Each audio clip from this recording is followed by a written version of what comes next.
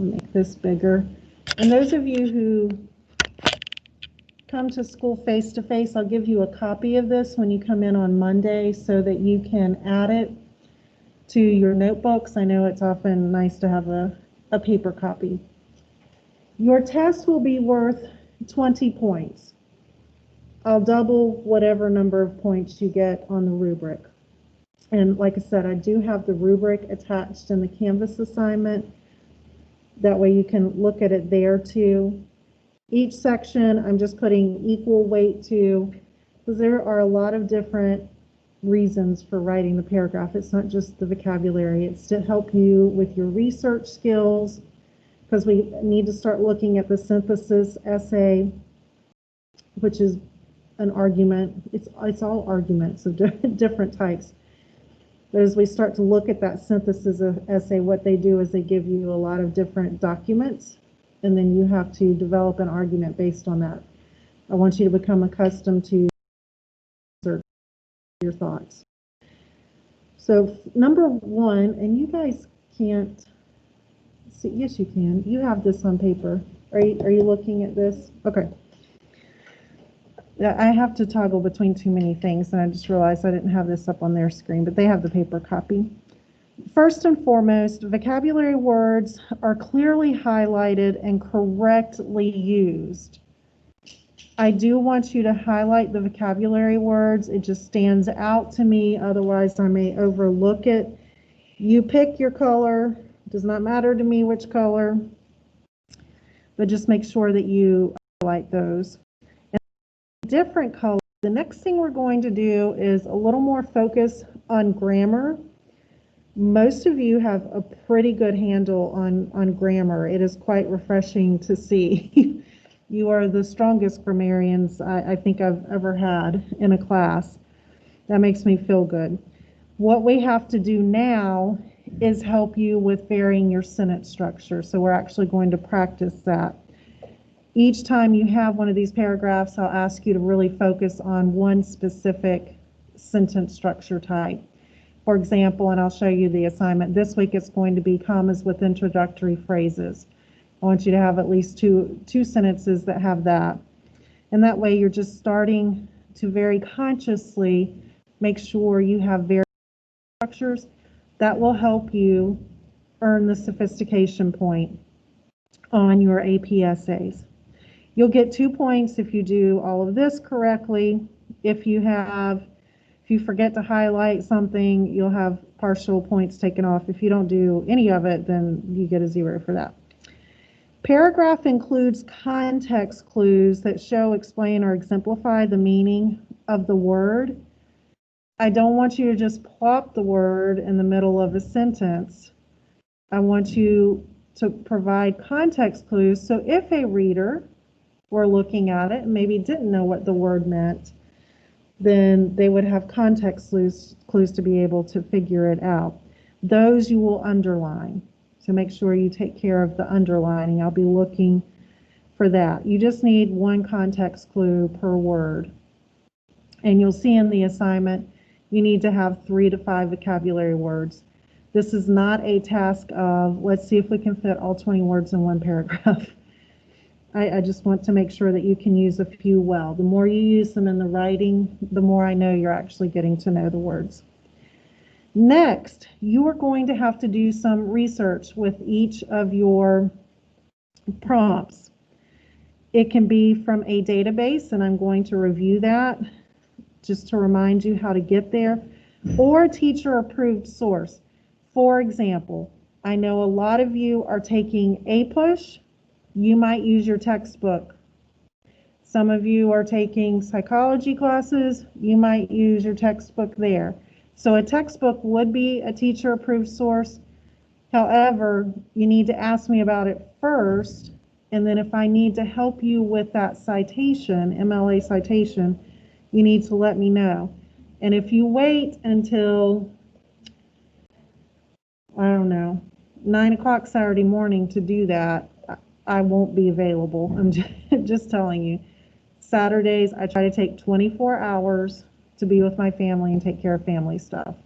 I'm back on Sunday mornings, but Saturdays I'm usually on at like 7 a.m. and then I'm done. And the resource is clearly identified in the sentences. For example, you could put according to or something like that to just help introduce the source. It can be a quote, a summary, or a paraphrase. I do not care what it is. But you need two pieces of textual evidence. As you can see, this is again to help you with writing body paragraphs on the AP exam. If you only include one piece of textual evidence, then you'll get partial points taken off. If you have no support from an outside source, then you're going to have no points given. Make sure you're proofreading before you submit. I highly recommend, that you do this in a Google Doc.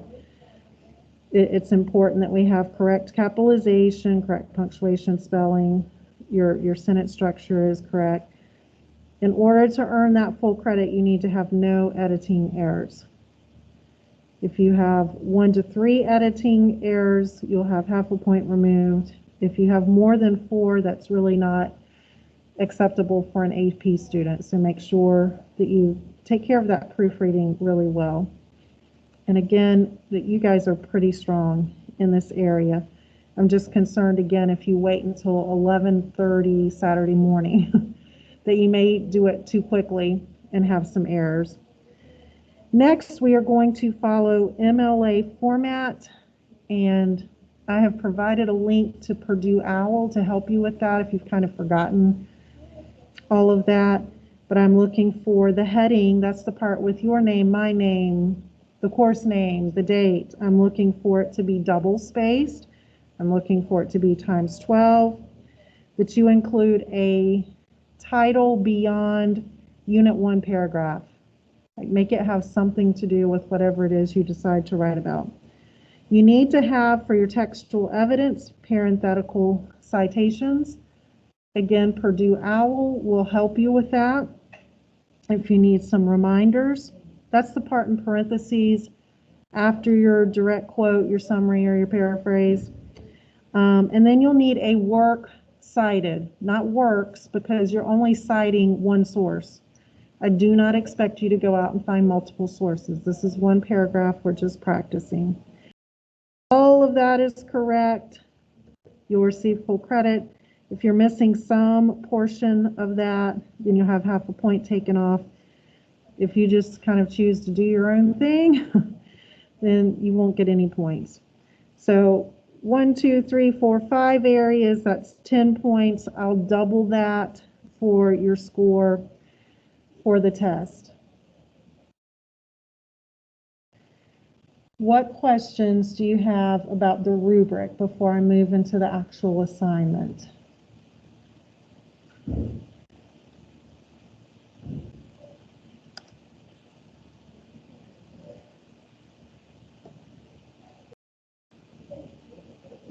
Alexis, Cora, Tommy, Mia? I came in a little bit late. You're talking about the I think it's like option 2 in the vocab workbook, right? That test? Correct.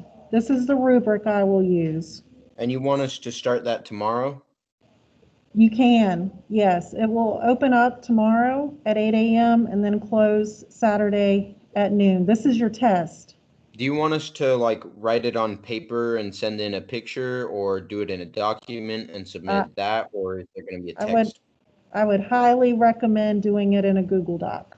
Okay. I toyed with making it a text box, but because this editing, I really want you to, and because of the MLA format, because I don't think in a text box it's going to do all the double spacing and all that. It won't look pretty. So do it in a Google Doc. I would not suggest putting it on paper because you'll probably mess up, with proofreading or something. Okay. And you were talking about other sources we could use. Can we use our AMSCO books for a push?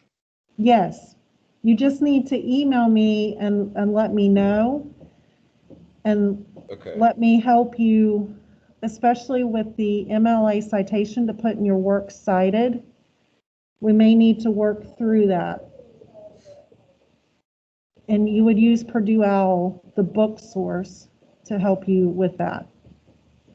But yes, you can. I just need, if you're going to use something outside of the databases provided by our school media center or by the public library, you need to let me know ahead of time, tomorrow preferably, so that I can help you with that if you need help. Yes. What sources? Well, that's what we're going to brainstorm here in just a minute. Maddie's asking for prompt 2. It's very open-ended. And so what sources would we use? And I thought we'd take a few minutes and brainstorm that and then take that through looking up on a database what you might find. Let me grab my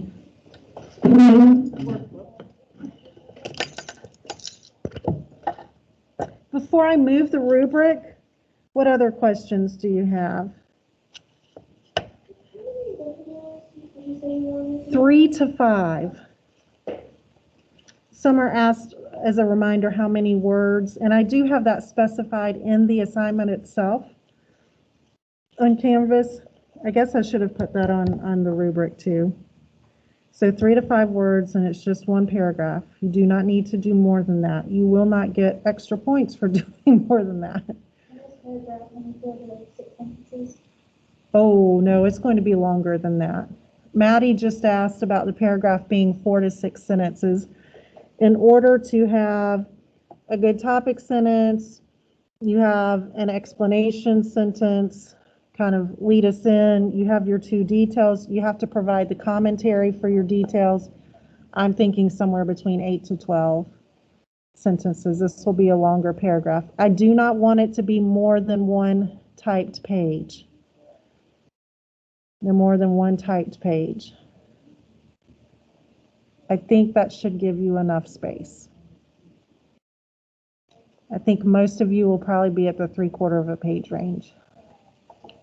Unless you're just really passionate about whatever the topic is for the week, for the unit.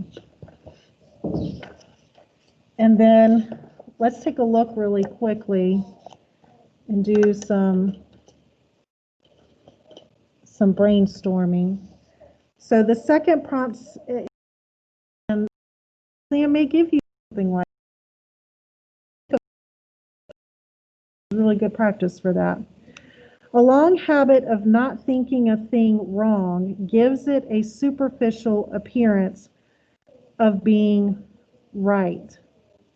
So the first question you're going to have to answer is, do you agree with Payne's statement? Now, what I do not want you to do for this prompt is write, I think, I feel, I believe. Instead, you're going to keep it third person. Payne's statement, and then you could include the statement, is not true, or does not hold water, or needs to be qualified. And what that would mean is it may be true in this case, but not in this case. And notice it says, with specific examples from your studies or reading, personal observations and experience, or current events. So what are some ideas for topics we could look at to try to find textual evidence to support your argument?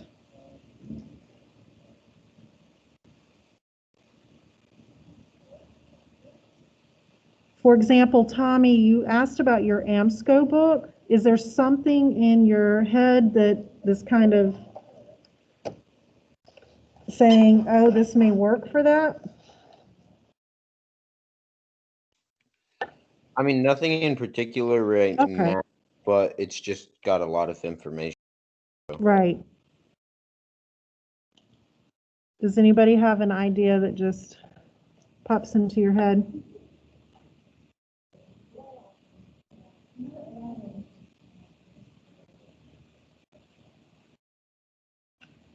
Well, you guys know my love for history.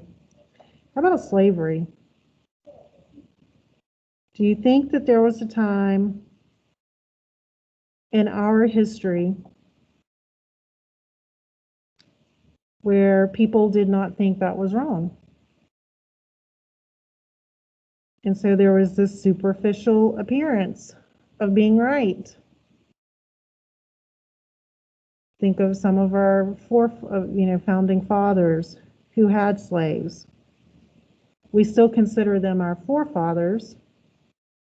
We understand that during the time period it was accepted.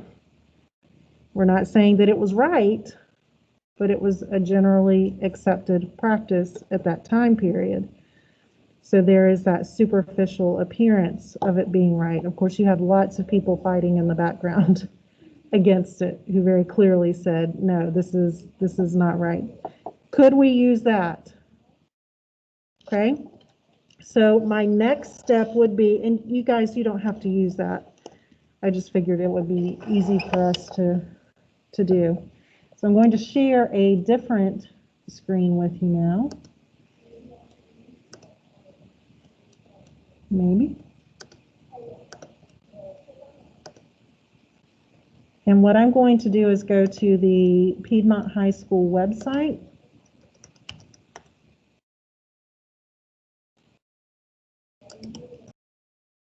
Screen here.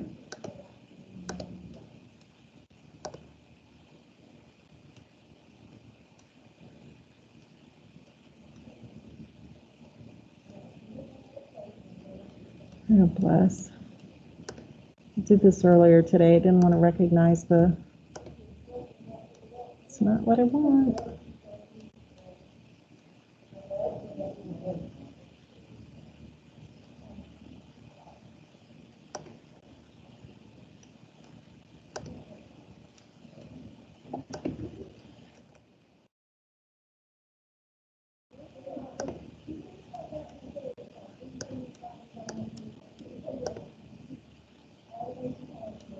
I'll try this again.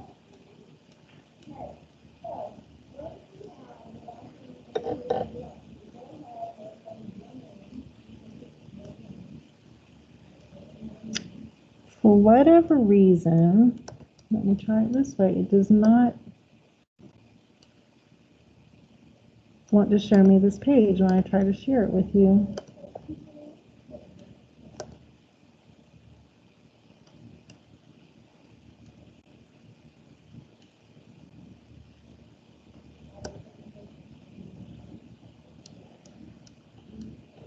Do you see Piedmont High School's website, those of you at home? Yes, ma'am. Okay, good. So a refresher. Who remembers how to get to the databases through our Piedmont High School website? How do we get there? How do we get there? Click the 3 lines next to Explore. Correct. Now for me, and then where do you find it? Academics. I have to kind of go down below or it starts doing weird things like that. I don't know if your screens do that. No, academics, okay. And then Media Center is the second one under academics.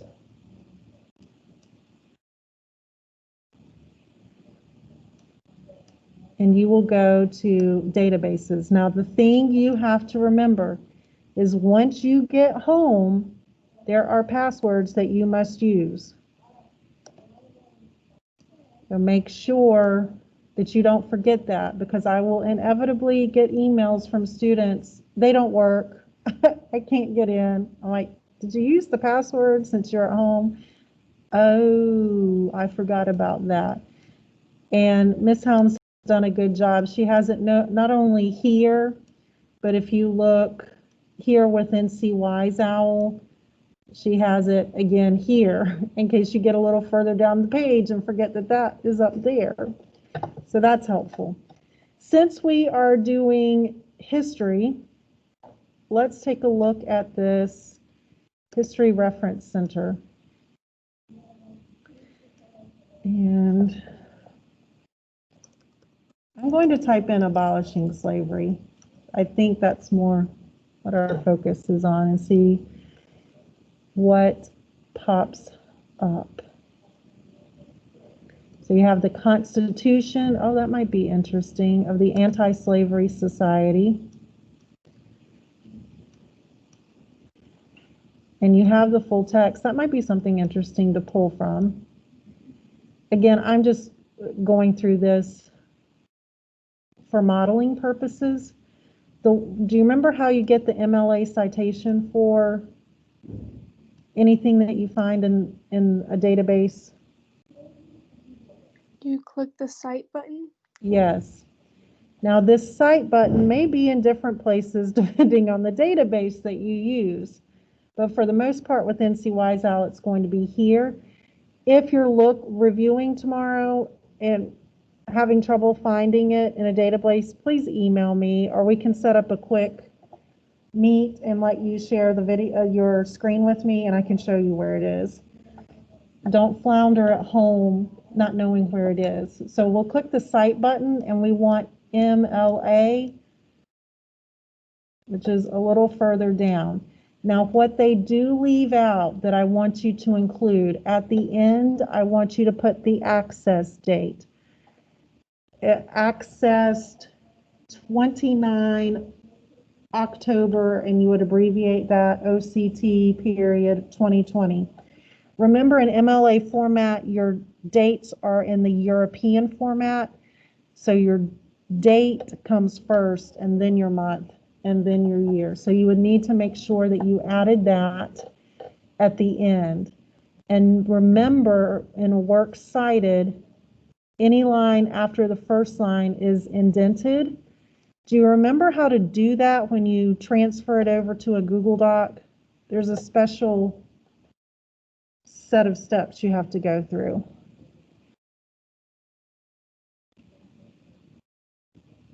Anybody remember? Remember BET, B-E-T, backspace, enter, tab? Because when you copy and paste this, it's not going to do the indentation correctly for you. If you figure out how to do that, let me know so I can share it with everybody else. But everything will probably be left aligned. And when you put that cursor on the second line and start hitting tab, it's not going to go anywhere. So you have to put the cursor on the second line, hit backspace, then enter, and then tab. Any line that comes after it, you'll continue to do the same thing. However, you know, your Google document figures out what you're trying to do. So usually for the next couple of lines, all you have to do is the backspace and the enter, and you won't have to do the tab part, usually. Another handy tool that you have is over on the right. If you want to add the document, let's say you don't have a whole lot of time right then to actually read, you're just looking for whatever it is you may want to use. You have 10 minutes and you're going to do that, and you want to save it. I highly, highly, highly recommend saving it to your Google Drive. It will ask you for permission to get into your Google Drive, and then it's going to save it there. Typically what happens is it will set up a folder called EBSCO in your Google Drive. The reason I say to save it there is because let's say your electricity does go out and you lose all your tabs, or you close out your tabs, something happens. It is very hard sometimes to find the same article twice. I don't know why. It shouldn't be that way. Even if you type in the exact title of the article, sometimes it's really hard to find. So I highly recommend that you go ahead and save your Google Drive, and then you know you have it there. Also, it's just another piece of information for you to have as we review things at the end of the semester, because you have to have all this random stuff in your head. Again, if you're going to use the databases, we got there through the Piedmont High School website. If you type in, for example, you open a new tab and you type in NC WiseOwl, this is not going to work, people. Please do not email me and say it won't let me in. You have to access it through your Piedmont High School website. Or, I don't know if you guys are aware, Through the Union County Public Library, all you CPS students have an online account with them. You can also go through the Union County Public Library. I know that's probably not a website you're on a whole lot. So just come on to the Piedmont High School website, and then you can explore your databases. And if you have trouble finding the citation in the database, just email me tomorrow and let me know. I will help you with that. What questions are there about finding a database? And then we're going to do our final step. I'm going to show you the assignment. Alexis, do you have a question? No, ma'am. No. Mia, do you have a question? No, ma'am. Okay. Tommy, before I switch screens again, do you have a question?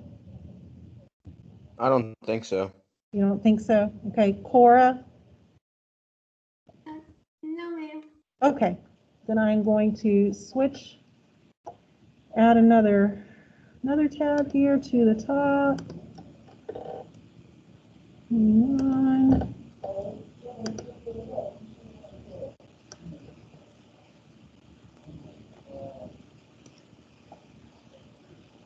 This will open up for you guys tomorrow, so if you click this today, it is not going to open for you, but I'm going to go ahead and show it to you.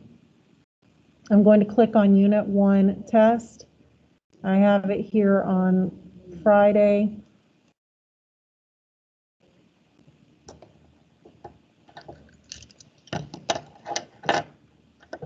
Oh, it looks so much prettier on my page when I type it up. Requirements. For this week, you're doing commas with introductory phrases. You must use 2. A couple of weeks ago, you practiced this on No Red Ink. Introductory prepositional phrases, introductory participial phrases, introductory adverb clauses. If you need to go back to No Red Ink and review all of those different types, it will let you do that. They have like little mini lessons in there. You can just review.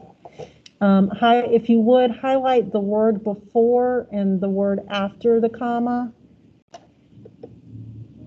in one color, and then your vocabulary words are going to be highlighted in a different color. So you might use yellow and blue or green and light purple or something. It doesn't matter to me what the colors are. If they're just different, it'll stand out to me. You're only using 3 to 5 vocabulary words, and no, you will not get more points because you use more words. Please do not try to stuff more words in there. It's too hard. Change your endings as needed. And then your context clues, if you will underline those for me, you'll need 1 context clue per word. Textual evidence, you'll need 2 pieces of evidence. One is going to be a portion of a direct quote. I want you to keep practicing that quote integration. Wow, this looks really ugly on the screen. And 1 summary or paraphrase. I don't want to see 2 quotes back to back. There are, some of you who are still doing that. We have to have commentary between our pieces of textual evidence. Again, that's how you're going to get the 8 to 12 sentences, that commentary. Proofreading, the MLA format. I've put the link in here to Purdue OWL for you. If you've never used that website, as you approach college, it will become your student Bible that you have, because it has everything you need to know about MLA format, but it also has APA and other formats too that can help you. And you just go down the side and pick whatever it is you need. It's going to be no more than 1 page typed and double spaced. Again, if you try to open this today, it's not going to open. For those of you who are working remotely, I have the prompt here. It's just a screenshot of the page 20, and I also have it here and maybe here too. You've got a couple of different places you can find it. I know some students haven't been here to get their workbooks yet. Okay, what I have here. A lot of me talking today. Questions?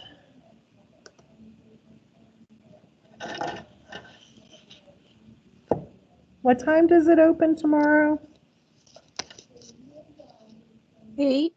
8 a.m. What time does it close? Noon on Saturday. Yes. What will you not do at 12:15 Saturday? You will Try not to email you to do the test. Correct. You will not email me and say I forgot or I didn't get on until 11:55 and it shut down on me. Please try to take care of it tomorrow, and then you're free. You can go enjoy whatever Halloween festivities you may have.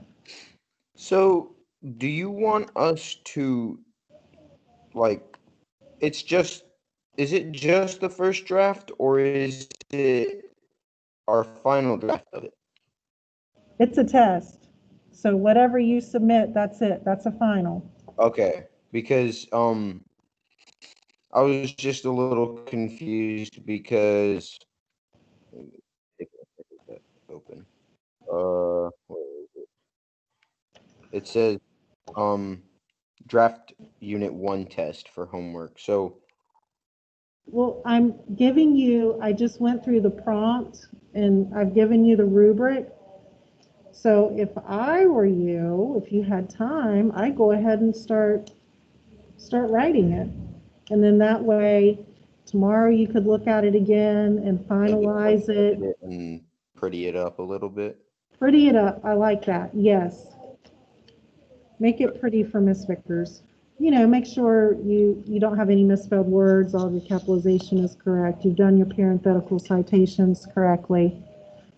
And I realize all of you have a different comfort level with research in MLA format. If you go ahead and start that drafting process and you find you have a question, you're going to be able to access me tomorrow. Again, I cannot reiterate enough. If you try to contact me Saturday morning at 10 o'clock, I will not be available. You will be frustrated. So it would be to your benefit to take care of that tomorrow. Because I know I make things look easy and it sounds super easy when we're talking about it, when I'm going through it, and then when you try to do it at home, it's like a whole different ballgame. And that is not coming up clearly. Okay, last thing I have for you, and it doesn't want to, there we go. The last page of the analysis for the Fall of the House of Usher. Obviously, I'm switching gears. You'll have to keep up with my brain here. To help you with finalizing this, it's also due Saturday at noon. And again, I'll be available all kinds of time tomorrow. If you have questions or if you want to do a quick live meeting together, we can do that. Up here, write 2 to 3 sentences that explain, see, look at that. I did not proofread well, that explain how Poe achieves a singular effect. Well, for this, first of all, you have to tell what the singular effect is. We need to know what that was. We talked about that yesterday with the terror at the end. But you're going to explain how he does that. So what does he start with? What kind of emotion at the beginning? And how does that transition throughout? We did write a theme statement yesterday. We just didn't put it in the right spot. Isolation can lead to an altered sense of reality. You may have something similar, but use different words, which is obviously A-okay. We just didn't put it in the right spot on the theme idea. Now here, you have a bigger text area. In 4 to 6 sentences, explain how political strategies reflect the theme of the work. What I want you to practice here is writing strong body paragraphs with commentary, like what you've been doing with the literary analysis, the rhetorical analysis. We're going to do the same thing here. We're just continuing to practice those skills. So I would expect to see a clear topic sentence that gives us something about the theme of the work and what strategy. In 4 to 6 sentences, you can't cover all 6 of these. Choose one. You might decide to do use of the color black, for example. Okay? That would need to be incorporated into your topic sentence. And then you have your E sentence, your elaboration. That might be where you discuss what the singular effect is. And then you're going to have your textual evidence and provide a couple of sentences of commentary on that. Okay, so I'm just trying to help you continue to practice commentary. In terms of your analysis, that's where, as a class, you're the weakest. But guys, that's to be expected. That is truly to be expected. It is not a fault. It is not something you should have learned in the past. It's my job to help you with that. And one of the ways to help you is to continue practicing it.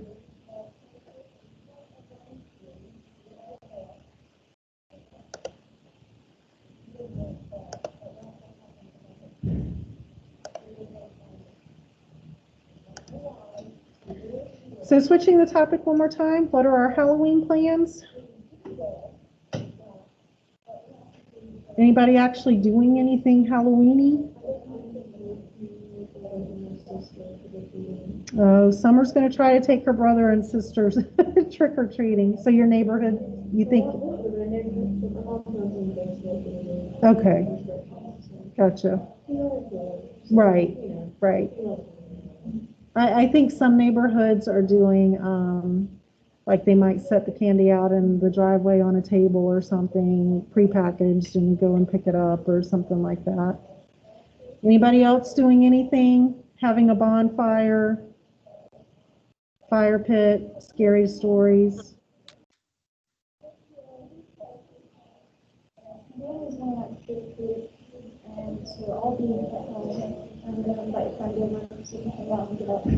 Oh, cool.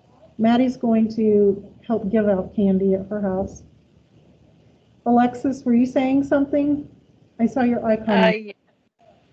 We're just having like a party with our family, and my mom made like a little homemade escape room for us. No way. Yeah. She Oh my did God. it all yesterday. Oh, that is so cool. I'm not that cool mom. I don't have time for that. I wish I did.